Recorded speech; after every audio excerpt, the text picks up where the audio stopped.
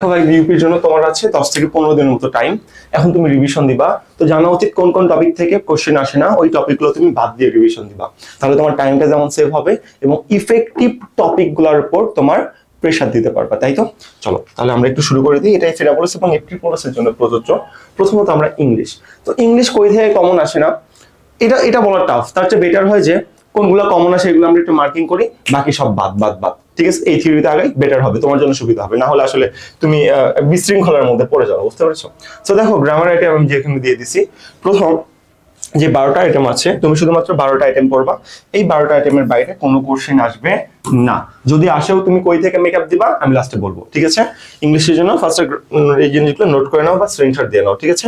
Number 1। এবার হচ্ছে advance item. তুমি অনেক কিছু পড়েছো, সবগুলো রিভিশন দেওয়ার দরকার নেই বা সবগুলোর পড়ার দরকার নেই। তুমি শুধু যা পড়ছো। এখন এই 17টা যে আইটেম আছে তুমি এই 17টা আইটেম শুধুমাত্র রিভিশন দিবা। আমি একটু সাইড হয়ে দেখো, when while rules, embedded question, affirmative and negative argument, tag question, special sequence of sentence, causative verb, subjunctive verb, use of relative pronoun, use of conjunction, fraction, use of collective noun, use of non-finite verb, adverb preposition, adverb preposition versus adjective, and then হলো use of count and non-count quantifier। স্পিডে বললাম। So এই কয়টা item যেগুলো তোমার আছে আমি একটু সরে যাচ্ছি, স্ক্রিনশট দিয়ে নাও। তুমি শুধুমাত্র এগুলো রিভিশন দিবা। এগুলোকে অ্যাডভান্স আইটেম বলা হয়। তুমি এগুলো ক্লিক স্টফেলসে পেতে পারো অথবা মাস্টার গ্রামার সহ অন্য যে কোনো বই, কম্পারেটিভ, অ্যাপেক্স, যে কোনো বই পেতে পারো। এটা নিয়ে আমাদের কোনো মাথা ব্যথা নেই। ক্লিয়ার? তো এটা হলো আমাদের অ্যাডভান্স আইটেম।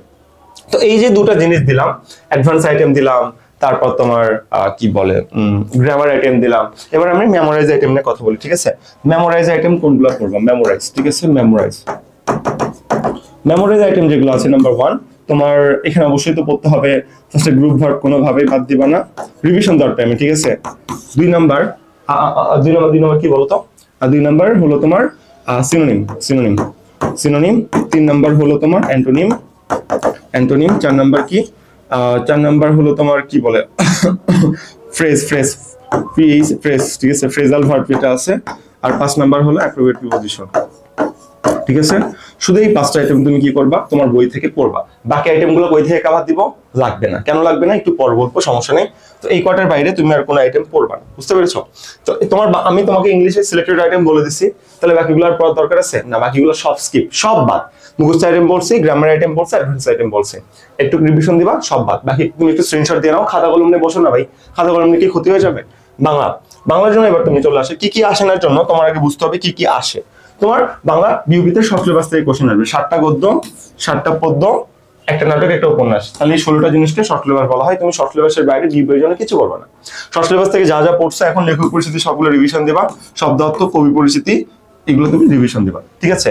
ওকে। লিটারেচারের জন্য আলাদা কোনো বই পড়ার দরকার নেই। কই থেকে কাউন্ট করবে আমি লাস্টে যে বলবো।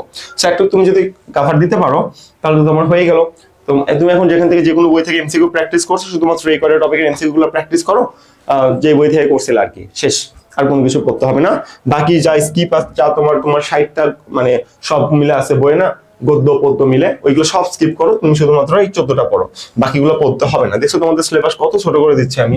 এবার বাংলা ব্যাকরণের জন্য এই 10টা আইটেম 9th নোটিফিকেশন বই থেকে পড়ছিলে না বা যে কোনো বই থেকে পড়ছিলে না, এইগুলো টপিকগুলো তুমি ফলো করো। এগুলো টপিক ফলো করার পর বাকি যেগুলো আছে স্কিপ, সব স্কিপ করে দাও, ঠিক আছে?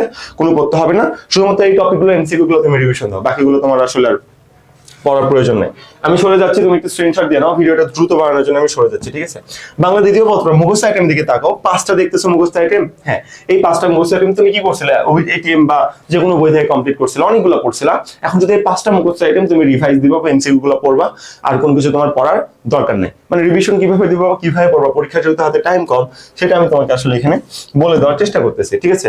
তো বাংলা আমি তোমাকে মুখস্থ আইটেম বলছি, ফার্স্ট পার্ট বলছি, তারপর ব্যাকরণ আইটেম বলছি। আর কিছু বাকি আছে?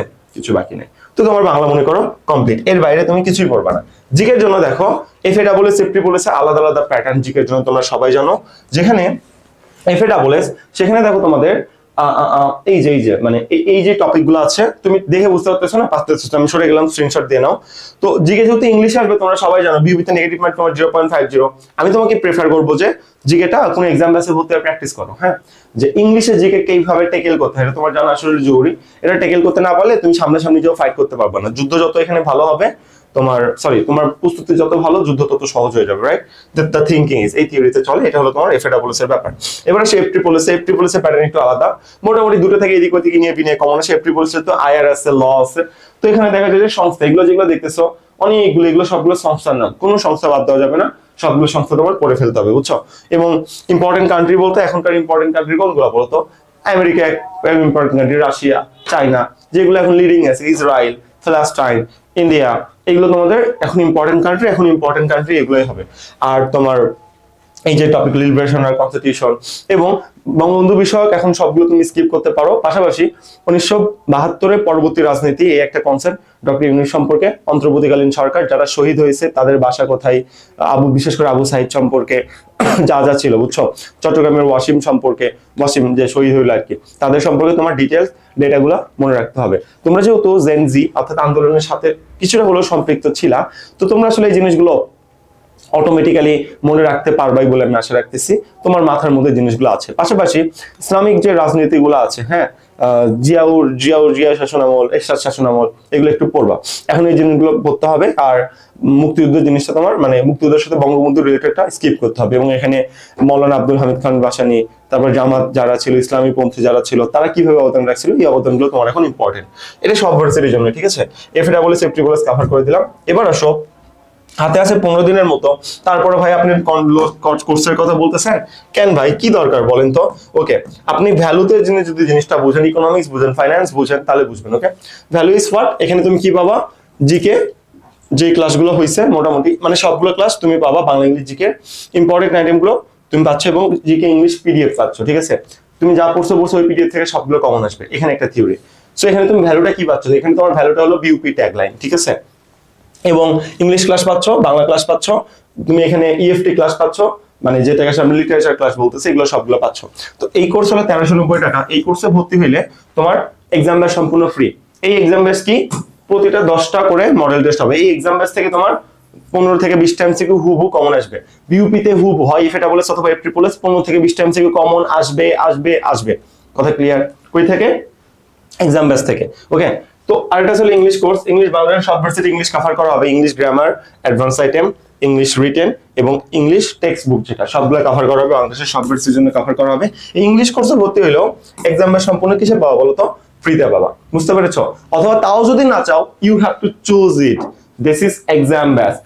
অন্যদের সাথে কম্পেয়ার করো না। 20টা কোশ্চেনের এক্সাম না, প্রতিটা মডেল টেস্ট 100 মার্কের টপিক ওয়াইজ মডেল টেস্ট, যা যা এক্সাম হচ্ছে তুমি সবগুলো দিতে পারবা। লিংক সেভ আছে।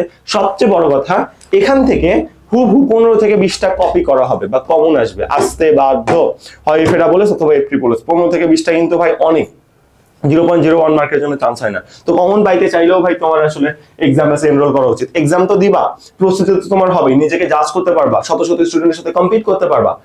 পাশাপাশি তোমার হুবহু কমন আসারও নিশ্চয়তা আমি তোমাকে দিচ্ছি।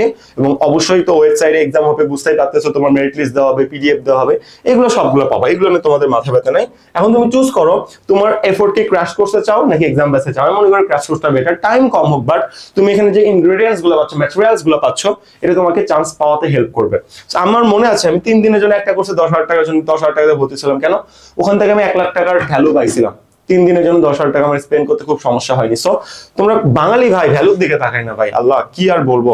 15 দিন আছে ভাই কোর্সের কথা বলতেছেন, তুমি যে এখানে জিকের ইংলিশ সবগুলো পিডিএফ পাবা, সেখান থেকে যে কমন পড়বে, তোমার যে জিকে অনিশ্চয়তা কই থেকে আসে তুমি জানো না, এটা বুঝো না। এটা তোমার কি ভ্যালু ক্রিয়েট করতেছে? জিকে 40টা মার্কের আছে ভাই, ভ্যালু বুঝো না।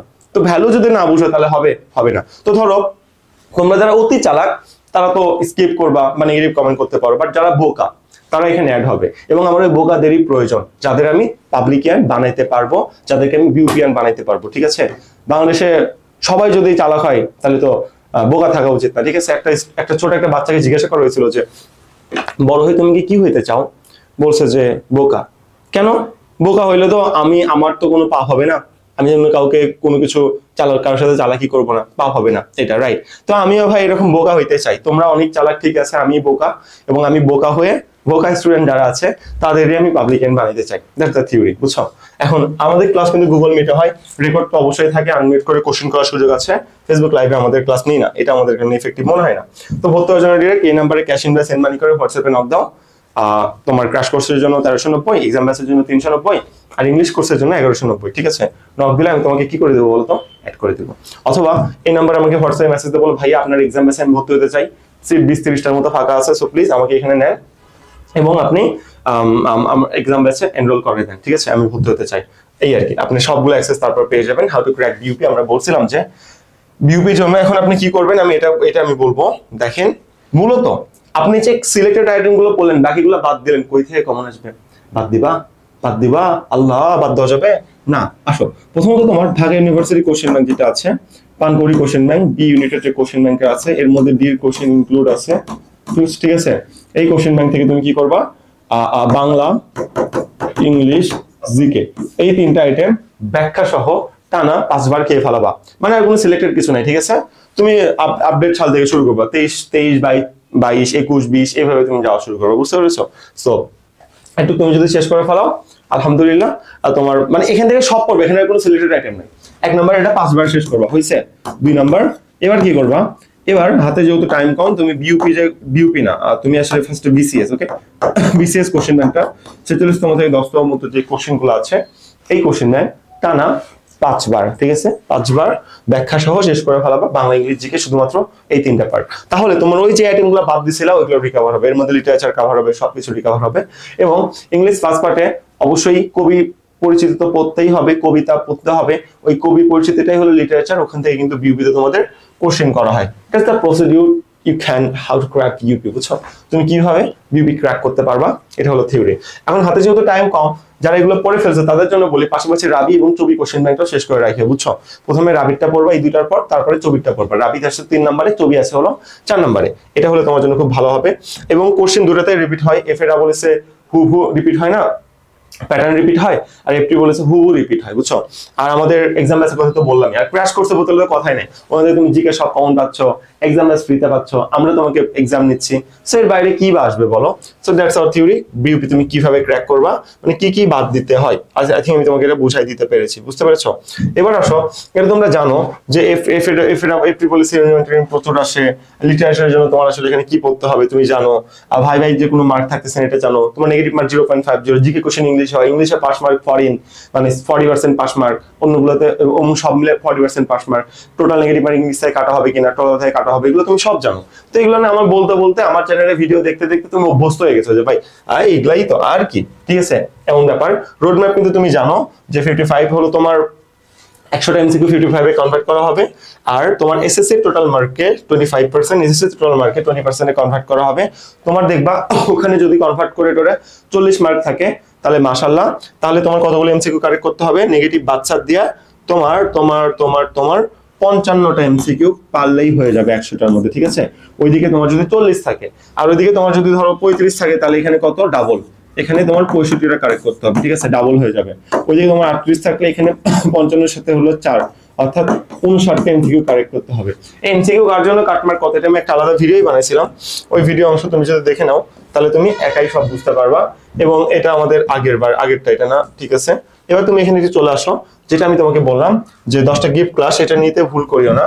10টা গিফট ক্লাস কেন, এই ভিডিওটা লাইক দাও, চ্যানেলটা সাবস্ক্রাইব করে হোয়াটসঅ্যাপে একটা স্ক্রিনশট দাও। কেন নিবা তুমি, ওয়াই, কেন?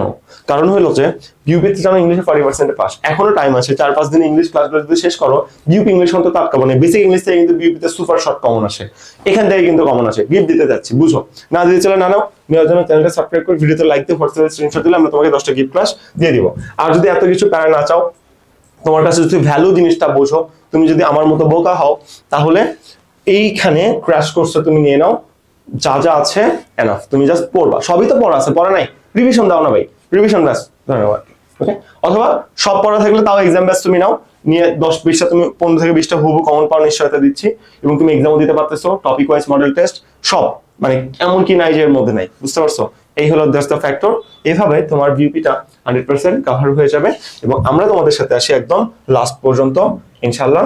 আর এই নাম্বারে তুমি হোয়াটসঅ্যাপে নক দিলেই পাবা। এবার দেখো, ছবিতে 5 থেকে 3 মার্ক করার জন্য আমাদের কি হয়েছে এটা শুধুমাত্র আমি জানি, আর আমি অনেক কষ্ট করে ভিসি স্যারকে কল দিয়ে 5 থেকে 3 জিনিসটা রাজি হয়েছে তিনি আর কি। ওকে, আর আমাদের প্রি বুকিং চলতেছে কোন ব্যাচে দেখো তো, আমাদের এই 5টা ব্যাচে এগুলো প্রি বুকিং চলতেছে, চবি, রাবি চবি যাবি অল ইন ওয়ান। আমি নিজে যেহেতু এক্সিস্ট করি উইলান এটেক প্ল্যাটফর্মের ফাউন্ডার, সো আমাদের স্টুডেন্ট আগে ফুল হয়ে যায়। যদি আমাদের প্রি বুকিং এ সিট শেষ হয়ে যায়, সিট সংখ্যা হলো 200, তাহলে আমরা এই কোর্স পাবলিকলি লঞ্চ করবোই না। প্রি বুকিং দিতে 1 টাকাও লাগে না, তুমি জাস্ট হোয়াটসঅ্যাপে নক দাও, নক দিয়ে বলো ভাইয়া আমি আপনার এখানে প্রি বুকিং দিতে চাই, তারপর আমি তোমাকে ডিটেইলস জানাই দিব।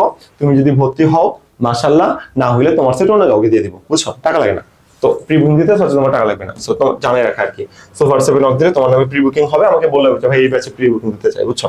ওকে, আর এখানে তো তুমি দেখতেই পারলা যে এনরোল আমাদের বেস্ট একটা কেয়ারের সাথে থাকো, বাংলাদেশের সব ভার্সিটি থেকে মেন্টর প্যানেল আছে, তোমাদের সব রকম প্রবলেমের সলভ তারা এখানে দিয়ে দিবে। সাকসেসফুলি ডিসক্রিপশন বক্সে দেওয়া আছে, ফ্রি ব্যাচের লিংকও ডিসক্রিপশন বক্সে দেওয়া আছে, তুমি জানো। এবং এটা আমার পার্সোনাল হোয়াটসঅ্যাপ নাম্বার, যে কোনো টাইমে তুমি ভাইয়াকে স্মরণ করবা, ডিরেক্ট কল দিও না, মেসেজ দিও, পার্সোনাল নাম্বার তো, ডিরেক্ট আমাকে মেসেজ দিও, আমি ইনশাল্লাহ সবকিছু রেসপন্স তোমাকে করব। আর কোশ্চেন ব্যাংকের জন্য যেটা বললাম, কোনোভাবেই ঢাবি প্লাস বিসিএস কোশ্চেন ব্যাংক বাদ দিও না, এক্সট্রা আইটেমগুলো কিন্তু ওখান থেকেই তোমাকে রিকভার দিবে, ঠিক আছে?